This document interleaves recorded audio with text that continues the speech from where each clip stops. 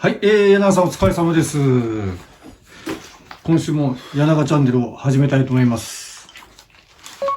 まずはですね、先週ですけれど、ダービートライアル、青葉賞が行われました。そこでですね、以前から上原厩舎の中では、Going to Sky、この馬が、やはり力が上だ、品がある、とそういう話を受けてたんですけど、見事に青葉賞を勝ちまして、ダービーへの切符を取りました。人気が4番人気 8.1 倍ということだったんですけれど、どうですか、馬券の方は。馬券はね、単勝と、あえて3頭で取ったけど、そのくらいで。例えば、上原有厩舎、そして馬たくさんいる中でも、なぜこの馬をすごく前から言ってるんですけれど、何かあれがあるんですかね。僕には全くわからなくて。この会社の人間もその前の時も言ってたけど、いや、シンプルにこのが一番いいだろうってだけの話で。もうちょっとなんですか、馬の品格とかそういうのですかね。馬は結局は個人の好みの問題もあるだろうけど、普通に、今これ言ってきたたまたま、やっぱり時計が早い時計って分かってるけど、勝負になるってことは、やっぱその後、どうだったかって心配になるんだよね。みんな当然そう思うじゃない。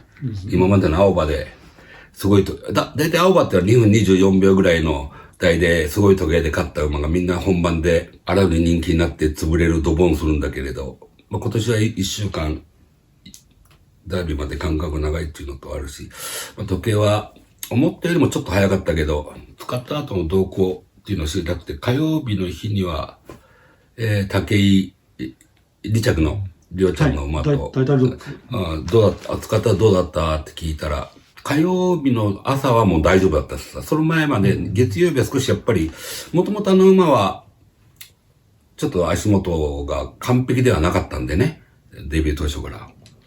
で、もう火曜日の段階では大丈夫になったっていうことで。で、今日、上原、帳消し。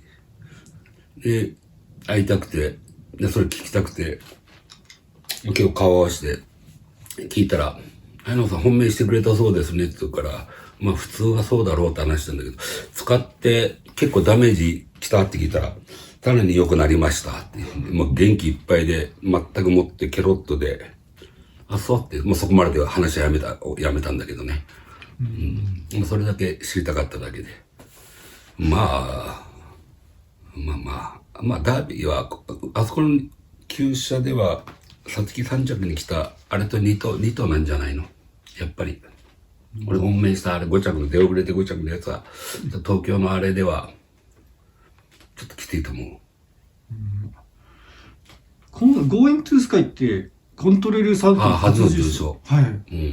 コントレールの3区のイメージがどういうふうにあったのかと。いろいろタイプ出てるけど、後でプリンシパルに使うコントレール3区なんとか出てくるけど、そっちの方がって言ってもみんなわかるかどうかわかんないけど、そのプリンシパルのコントレール3区はちょっと自信あるけど、そっちがコントレールに似てるっていう、父親に似てるタイプかな。車内のコントレールで、この間ミソリカと堀厩舎なんだけど、多分勝つと思うけど、プリンシパルでは。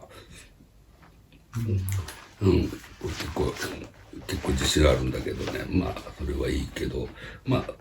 いろんなタイプが出てきて、ダートもいいかもわかんないし、ちょっと馬のスケール感はやっぱあったから、コントレールだから走んねえのかっていう風に、そういう風潮が出てたんでね。そうですね。でも走り方もやっぱり本物だったから、フォームをずっと稽古やってても、長距やってても、馬も悪いとこないし、やっぱスケール感は全然あったから、能力出せれば、やっぱり世代のトップのレベルはあるなっていうところは、出せるかどうかとか問題だったんだけどな。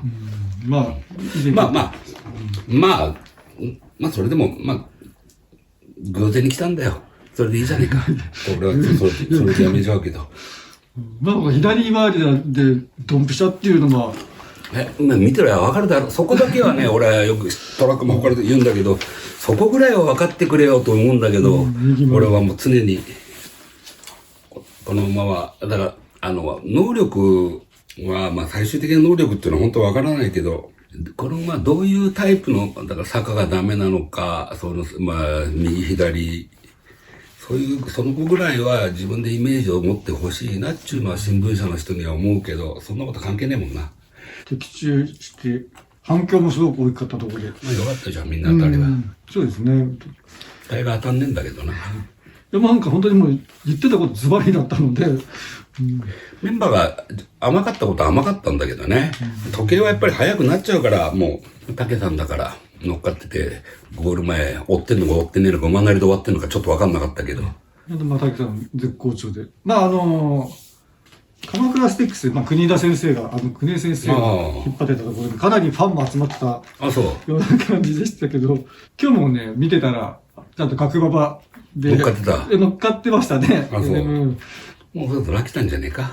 でもまだこれからも多分、集まり方といい、テレビのやっぱ、注目度です。カメラもやっぱり国枝先生から入っていくような感じで弾いてたんで。おかしいな。勘違いしてるじゃねえ。まあでもあれだけ騒いでも、やっぱり人気。さあ、じゃあ今週はG1 は天皇賞が行われます。まあ、俺興味ないレースだから、まあ例によって。もうこの辺はもうみんなもう競馬やる人は分かってっから、口出さないよ。まあ多分クロワ・ルヌールが多分人気になるんですけど。本命だよ。あ、本命だって、普通に。あと相手が大したことない。俺からすると大したことないんだよ。まあやっぱり、こう見た感じだと、クロワは抜けてるなって。じゃあみんなそう思ってんじゃないの？抜けてるなってか、まあ、だと思うよ。それでいいんじゃない？俺らが言えるっていうのは、こっから持っていく関東馬が何とかいるけど、それぐらいを点数つけられるぐらいで、競馬やる人はもう大体みんな、いろいろ調べてんだろ？わかんないけど、これとこれとか、もうその辺は、個人個人で、小馬のも何回も競馬です。青馬とかさ、明日のプリンシプル、キャリアがない馬だったら、なんだっけ、日曜日の、この間日曜日の女の子とか、我々はちょっと恨み食っちゃったんだけど、1着2着で、絆が負けた、2着に負けたから。あれはでもいい足使いましたね、ちょっと。思っていた以上に、やっぱり緩いから、いや、まだ緩いっていうか、まあ、完璧じゃないから、いや、トップスピードが入るのに、ちょっと時間かかったなと思って、いや、だから、まあ、そこなんだよな。ああいう、三大馬で、まあ、キャリアが浅い馬で、どっちが強いかっていうのは、大体比較はつくんだけれど、ついてるなと思うけど、もうこの小馬になっても、いろんなとこ使ってきてるやつらはもう、今、くどくど言ったってしょうがないじゃん。まあ、例えばクロワ・ドゥヌールですと世代的にスカーレードボールとかはだからだから一般の人間はそういうふうにやるじゃん。もういいよ俺そういうのもうめんどくさいもん。なんてそんなことで時間かけたんだよ。だからこれで関東から行くのにプレシャスデイ、はい、プレシャスデイまあ順調に来てんじゃない？まあ頑張ってくれよっていうところだよな。エデントール、はい、なんかずーっと見てて、俺個人的には全くもって無関心なんだよ。ずーっと調教を見てても見てても、悪いとかいいんじゃなく、何も訴えてくるもんがない。あんまりパッと来ないしな。やっぱりどうしても追い通しっていうか、ちょっとやっぱり反応がパッと来ないですね。そういう馬になったんだろうかな。昔のステイヤーっていうのはそういうタイプばっかりだったから、切れなくても追い通しっていう調教でもそういう馬が多かったんだけど、なんだろうな、なんか見てて、いや、飛びつこうっていう気は全くないな。まあ、ホイリートは元気いっぱい。まあ、足りる足んないはみんなわかるだろうっていうところで。あとマイネル・カンパーナが。ああ、カンパーナな。お前、いつも通りだ。もうそれ十分でしょう。ここはやっぱり馬券の木本のエデントールの評価というのが、聞けて。個人的にはねっていうところで、ただ、関西馬でなんか他いんのかって言ったら、そんな大したことないんだよな。アドマイヤっていうのがやっぱり相手ヒットになるかな。まあ、スタミナはあるけど、この間のメンバーが2枚落ち、3枚落ちだから、テラがおそらく勝負に、勝ち負けになるんだったら、まあ、他が走んないって言い方おかしいけど、例えば雨が相当降るっていう話だから、それが残った場合、でも残んねえんだよな。多分土曜日が晴れちゃうんだから。馬場がいいだろうから。だからクロワドニュール、クロワなんたらが、いや、3000メートルで失速しちゃいましたって言うんだったら、昔からこの春天っていうのは、俺は全くもって、どうでもいいレースって、まあ、関西でやってるからそうなんだけど、その昔は不思議なぐらいに、まあ、昔はこの G1 が数が少ないから、G1 って決めてたレースが少ないからね、春天っていうのはやっぱり小馬の馬たちはみんな使いに行くわけだ。で、毎回人気になってた東証ボーイとか、桜勝利とか、距離絶対持たないよっていう風に、絶対に持たないよって言われてて、使ってて、一番人気で負けて、翌年もまた一番人気で負けるという、その繰り返しがあって、なんでだろう、人気になるんだろうって、常々思ってたことがあったけどね。そういうことがあるんだけど、だからクロワドゥノールは、でもね、あの頃桜勝利とか、東証ボーイとかっていうのは、おそらく見れば、俺はまだ現役じゃなかったからね、まあ、競馬一ファンとして見てた、あれだったけど、おそらく、こんなもん3台走らしちゃダメだよなっていう風には、昔はその3000走っちゃダメだよなっていうまでも使うレースっていうのが大きいレース、7台レースしかなかったからバンバン使いに行くから、だからクロダテノールのあたりはもう、それはサンデーレーシングで、もうそういうことは分かってるから、距離適性がなかったら使わないし、もともと3000の G1 取ったってしょうがねえっていう世の中だしな、風潮だし、種馬としての価値は。馬の見れば、その別に3000がマイナスとか、プラスとかっていう感じは全くないから、普通のあれで評価でいいんじゃないの？ 3000 はダメだよって言えないね、全くもって。だからいいんじゃない？あとは普通に順調に調子が悪くなければっていうところでいいんじゃないですか。全くもって興味がないけど、一頭だけね、シーエンペラーっていうのだけがちょっと気になってる、この距離で。これは昔からそう思ってた。本当にタフな馬だから、まあそれだけだよ。気になってるのは、馬券は買う気は全くないし、人に勧めたくもない。天皇賞、G1 みんなピピ言うだろうけど、どうでもいいです。却下。週末は柳川チャンネル。競馬予想は馬さべろう。他のレースにか、じゃあ。だから、こっちの重賞はなんだっけKO杯。はい。土曜日ですね、KO 杯。これはね、これはもう、硬いぞっていう。はい。もう、ルメール、とら怒られちゃうな。ランダムですね、はい。これはもう、宣言しとくよ。秋のスプリンターズステークス行ってくれれば、まあ賞金全然足んないけど、そこまでいけないような賞金稼ぎだったら、もう俺が間違えてたと思うけど、スプリンターズステークス取るよ。もう完璧な超スプリンターのトップレベルだよ。全然違うと思う。この間はルメールじゃなかったら勝ってたよ。と俺は思ってるけれど、全然違うぞ。もう、だからもう最初からまあダービー使うとき、たまたまその週がちょうどやっぱり、ダービー使うってことを聞いたときに、と思った、去年、偶然にもなんかの時で、長慶氏がと話してたときに、なんかダービー、と思ってたんだけど、まあその前までは1008とかいろいろおろしたけどね、ほんでいきなり1006、1002に持って行って、1002がもう、だからもう、ドンズバーと思ってたんだけど、この間。まあ一枠だって、まあ対抗だったりしたんだけど、引っ張ったっきりの、ラップでいけるのが、やっぱちょっと本性を出したよ。あれはあまりにも手応えが良いから、ルメールが進路を探しに行っちゃった分だけ、探さなかったらまっすぐだったらなんぼでも空いてたのに、また、こうな、周りが見えるだけにへぐったっていう、まあ、よくあるケースだよ。中山でも府中でも、うまい人間は、視野広いからあんまり包まれるとこは危ないとこは行かないけど、たまたまその時は、外から内に入ってくる馬がいて、内からみんな外に行っちゃって、一番の大渋滞のところに突っ込んでいっちゃって、自ら。よくあるケース。1004が心配あるんじゃなくて、1002のために1004はあんまり、もう、オール1002で行ってほしいなとは思ってたけど。賞金稼がなきゃ、秋のスプリンターズもないしな。そうですね、ここで。全然問題なしだ。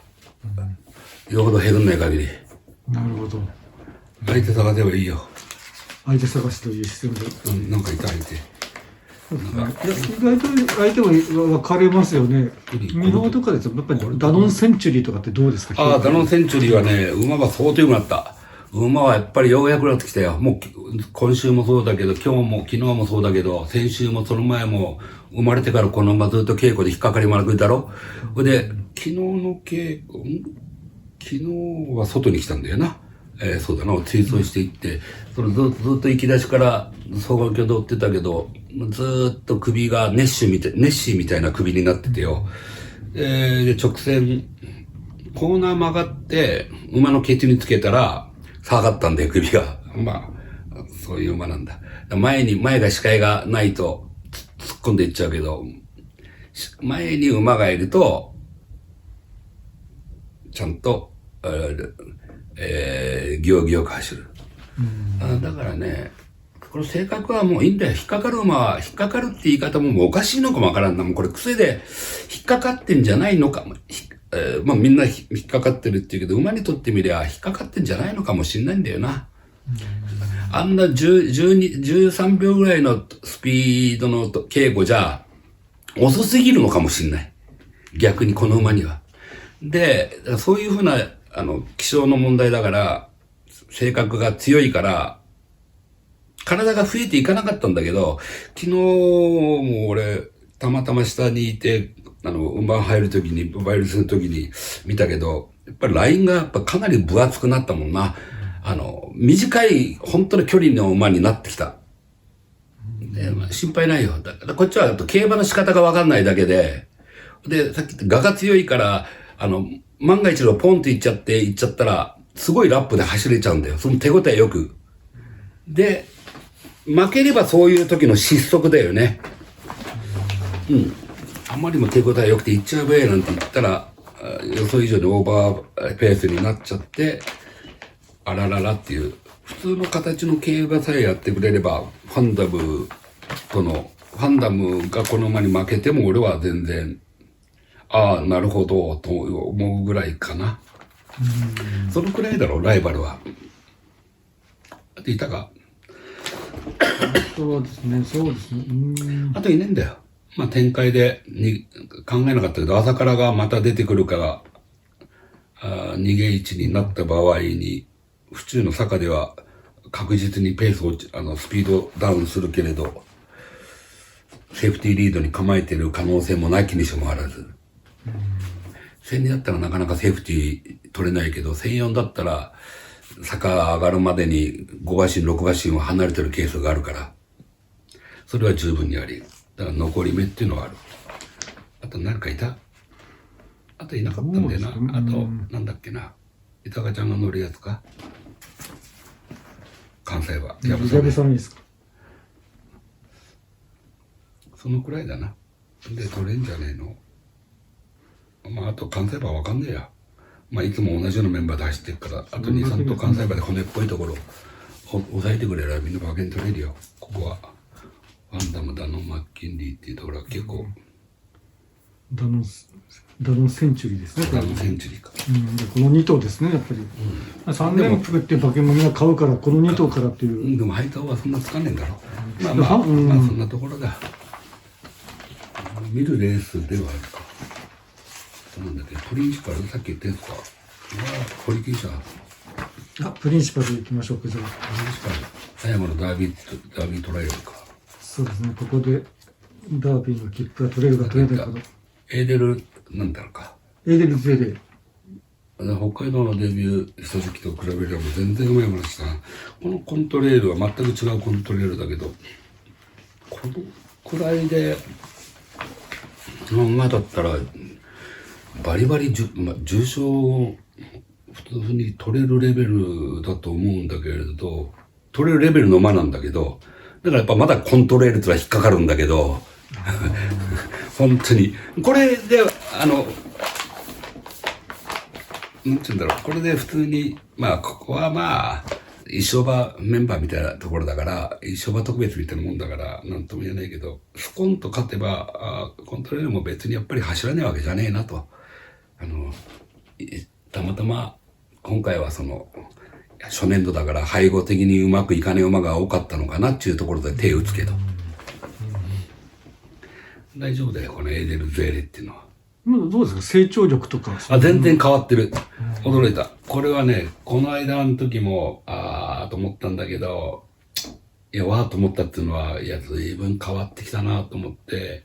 これでも、ただ、人気的にはでもそこまで、人気はでも多分、何がなの？どうですと、オルフセンとかですかね、ジャスティン・シカゴ見渡ジャスティンは笑っちゃったんだけど、ちょくちょく笑っててこんな集中してて、でもね、これはね、これも北海道デビューで、これは俺、前からこれ、長距離人が話してんで、こういうタイプの馬だからって言ったらその通りで、いや、本当に馬随分良くなってきて、気持ちの中ではわかんないけど、腹の中では大逃げさせるような気がしないでもないよ。これはもうわからんけど。心臓は桁違いに強いから。これちょっと馬がやんちゃなところがあるから、もう関係なく強気でジョッキーがブルわないでブリブリやっちゃえば俺はいいんだっていう。これ、どんな馬って最初北海道から帰ってきた時に聞かれた時にそう言ってたんだよ。ちょっとね、性格が、我が強いっていうか、だからけど、心肺機能いいからもう気にせずに瞬発力勝負じゃねえぞってことで。大逃げっていうか結構そういう風に持っていく可能性がある。あんまり抑え込んじゃうと良くない感じですかね、やっぱり。もうほっときゃいいの。そうそうそう。反抗するところがあるから、ジョッキーに。それデビュー戦の時もそう、その次もそうなんだけど。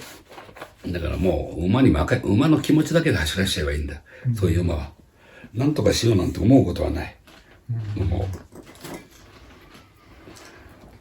う、馬に舐められたらいけないけど、我が強い馬をコントロールを抑えようなんてこと思ったって人間は抑えられねえぞ。オルフセンは、これはもう知らぬあれではないけど、馬非常に調子いいな。だからオルフセンあたりも、普通に行ってくれれば、高額条件ぐらいのところはたどり着くんだろうけれど、イメージのこのエーデルっていうのはイメージ的にはもう重賞で戦えるっていうところだから、俺のイメージは。あといねえんだよ。そこまで。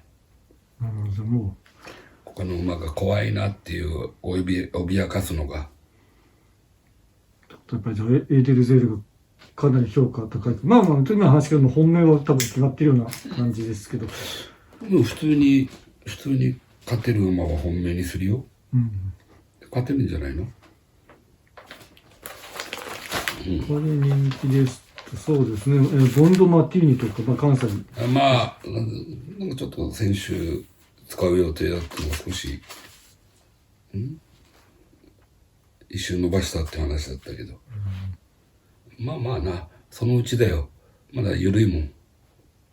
プリンシパルはもうどうしてもな。ダービーにたどり着ければラッキーっていう馬たちが最後のお願いで使ってくる風になるから。同じような牝馬あるもん。なんだっけ、スイートピースイートピーもありますね。スイートピーはいいメンバーだよ。逆に言うと。実は隠れいいメンバーだけど、ホークスの馬たちじゃないんだよな。マイラーなんだよな。ここはいいメンバーだ。重賞、三大牝馬重賞を使ってきてもおかしくないのが何頭か出てくから。しかもそれがみんな関東馬だって言うからな。そうですね。意外と関東馬の。いや、これはね。高いく見えますけど。高いんだよ。マイラーばっかりだけど。もう完全にマイラーだっていう馬。みんなそう。みんなそうって。いや、みんなそうっていうか、俺が、つける馬たちはみんなマイラーの馬だけど、これも、頭リードはアルバンヌがもう頭リードしてるよ。二つぐらいリードしちゃってる。これは、やっぱりマイルで重賞取るよ。難しくない。全然難しくない。取ってないだろ？取ってないです。取ってないだろ？はい。コバート、これからまあ、今週使って結果は別に置いといたとしても、まあ、コバとのこれから戦いにみんな入っていくから、三大馬は、コバの重賞戦線入ったところで、全然上に行けるよ。マイル路線で。このカナルサンマルタンっていうのも、まあ、ゆくゆくはその辺に入っていくんじゃない？素材はしっかりしてるし、全然条件クラスはクリアするよ。モートンアイランドっていうのもな、これもクリアするよ、条件クラスは。あと、すごくいい、上原厩舎のドナルンバあたりだって、本当に馬良くなってきてるから、里の原人だっけ？里の原人ですね。早い時計の勝負は絶対向かないはずだけど、先週直前取り消したサムシングは距離は大丈夫だね、これは。でも、速さでいけば、さっき言ったアルバンヌ、マイルだったら単勝いくら買ってもいいよって言いたいとこになっちゃうけど、阪神行った時には、なんか輸送かなんか、マイナス大きくゲストに来たけど、強いわだけど強いわ。それでも、まっすぐ走らせてくれる。出遅れたけど、まっすぐそれでも走らせてくれれば、馬券圏内あったかもわかんない。あったかもかじゃなくて、あったなっていうイメージがある。マイルだったら。まあ、体も、なんか中間見てるとしっかり戻ってるような。良くなった。調教を見てて何にも不満ない。全然 OK。じゃあ、このレースはスイートピーがじゃあ、まあ人気どころばっかりでしゃあねえけど、まあいいやな。そうですね。別にそんなに。重症で。あれだな。これやっぱ東京になってくると、今のプリンシパルじゃない、堀厩舎がもう大挙ブリブリ使ってくるから、調教、ほんと変わるもんな。もう、調教バシってみんなやって、東京に全部合わせるもんな。あそこ不思議だよな。出てくる馬の頭数がやっぱちょっと違うじゃないですか。中山の時は、あれ ?2 頭だけとかそんなイメージだったけど。先週初出走負けたっけ？負けたよな、確かな。負けましたね。2か3かに。負けたな。で、今週もまた初出走がいるんだけど、いいんだよ、これもまたな。どっか使ってた初出走。シーラスですかね。あ、そう。芝の2000メートルに沿って入っていましたね。結構やっぱり、ちゃんとしたって言い方おかしいけど、はい、もうすぐ上のクラスに行っちゃいますよっていう、仕上がってるし。あと、たくさん使ってるもんな。リアライズも良かったしな。オープンドッグ、後の長いとこ使う。リアライズ神オンですね。俺は一番堀厩舎で絶対あんまり人気なるグランなんたらかんたらっていうのが調教でえらい良くなってる。今週相当入ってなかったんだよな。TOG が、もう始まってはいるんですけれど。ほんま2体に全然出てこねえもんな。やってねえな、みんな。ゲート受からして、往復出て、まだちょうどもう戻ってないぐらいですかね。まあ、もう、使う3週ぐらい前に来てやる形がメインになってくるんじゃねえか。だから、1本稽古やってる馬はいるけれど、連続で続けてやっていないから、今年はちょっと異常だな。異常って言い方おかしいな。まあ、よほど出した先で調教ができるっていう、育成上、まあ確かにこの新しくできた立派なところがあるし、近場でも、まあ農山社大は自分とこの天栄と山本に戻って乗り込んでくるだろうし、そんなに、ってことはないけれど、もうだから POG は全然わからんよ、もう。2歳以降、キャンキャンその辺で歩かしてるのを見るけど、もうめんどくせえから見てねえよ。そうなんです。ちょっと、去年よりもなんか入っている2歳が少ないかなというイメージで見てるんです。そうやって思っちゃうよな。まあ、いないことはねえんだけどな。入れ替えが、厩舎は結構、あれだから、この新潟終わるぐらいまでは実は、コバを入れて、なんとか未勝利馬なんとか結果出したいっていうのもあるし、どんどんいろいろ入れ替えで使っていかなくちゃいけないから、2歳を入れていく余裕っていうのが、おそらく牧場の方でもう持って行ってよって言ってる馬はたくさんいると思うよ。これはもう毎年そうなんだけど、厩舎の方は、じゃあっていうことだけど、北海道からもうこっちの方には持ってきてんだろうけど、おのおの厩舎によって自分のよく知ってるところの育成に出したりして、持ってきてるは、北海道から持ってきてんだろうけれど、入れ替えるタイミングってのもなかなかな。2歳で入れて2週間で使えるかって、コバだったらそれで使えるけど、稽古ちゃんとやんないとな、ゲート試験もやってからやんなくちゃいけないから、やっぱり時間かかるからコバと、お金の問題とかもいろいろ出ちゃうしな。今週、やっぱそれ入れると使える馬を出さなくちゃいけないっていうところもあるから、ある程度の目安が、どこの厩舎も。だから今週ユニコーンがあって、まあざっくり見渡してみたんだけど、ダートの G1 でダノンとか向こう行っちゃってるからね、意外と手薄なのか、ナダルとかルヴァンソレーブとかっていうもうお決まりの馬たちでいて、結構人気が割れるんじゃねえか。ざっくり言って、ダートでちょっとやっぱり大物っていうかみんな同じなんだよな。結構難しいなと思って、雑誌の人気が結構固まってっけど、これは危ねえじゃなくて、そんなに差がないっていうか、印ついてない馬でも、印がたくさんついてる馬でも、馬的には全くもって差がないっていうか、逆に印がなくても、こっちの方が上だなっていう馬もいたしね、すごく難しいなと思ってた。ちょっと手を出したら、痛い目に遭うそうなんで、これは、ここは難しい。被った人気だったら馬券はやめた方がいいよ。その辺で決まるレベルではないなと思った。馬だけ見てたら、被る馬がいても危ないなと思った。様子を見てですかね、パドック見てとかですかね。結構難しい。そこまで素晴らしい、すごいっていう馬じゃないけど、みんなそこそこの馬たちっていう感じになっちゃってるから、危ない。危ない。手出す。人気は手出す危ない、人気は。馬券は、ここじゃ剣ですね。俺は全く興味ない。馬券の興味は。こうぐらいまでしときましょうか、今日はじゃあ。天皇賞だって別に興味があるわけじゃない。来週 NHK ですね。どんなメンバーと NHK なんか取れると思ってたんだっけな。結構そうか、面白いのか。そうか。皐月使った、2歳チャンピオンの口が使ってくるからな。そうですね。やっぱりそこからマイルド戦。でもあんだけバッサリ負けてっから、違うところが、福永祐一ちゃんのところ、ダイヤモンドノートあたりが人気になるのか。人気ですね。大したメンバーではないっていうか、まあか。皐月組がどうかですよね、そこから。な。そうだな。そうだ。難しくねえなと思ってたんだ。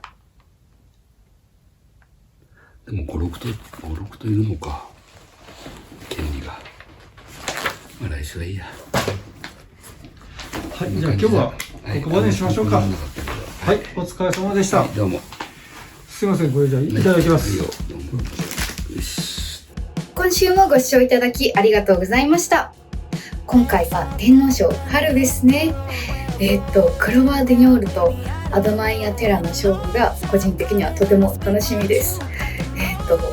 適正距離と舞台なのか、それとも能力高いって言われてるクロワーデニョール、どっちに軍配が上がるのかななんて思いながら、もうね、いろんな注文が集まってきたので楽しみにしています。そして個人的には美穂の4エリートを取材させていただいたので、この馬に注目しています。初めて4エリート近くで見させていただいたんですけれども、本当に美人な馬で、こんな美人さんの馬がいるんだって驚きました。馬界も北川景子さんなんじゃないかと思うぐらい見とれてしまうぐらいの美人さんで、この子に頑張ってほしいなと思っています。前走はアルミが外れる不利があったので、着順っていうか着順以上の内容だったと思います。なので頑張っていい位置に食い込んでいってほしいなと思っています。そしてデイリー競馬馬三郎チャンネルではそのコエリートちゃんの動画をアップしますので、ぜひご覧ください。そして、今年も、POG 虎の巻2026-2027が発売中です。イエーイ。ぜひご覧ください。そしてチャンネル登録もよろしくお願いいたします。今日はオルフェーブルと一緒にバイバイ。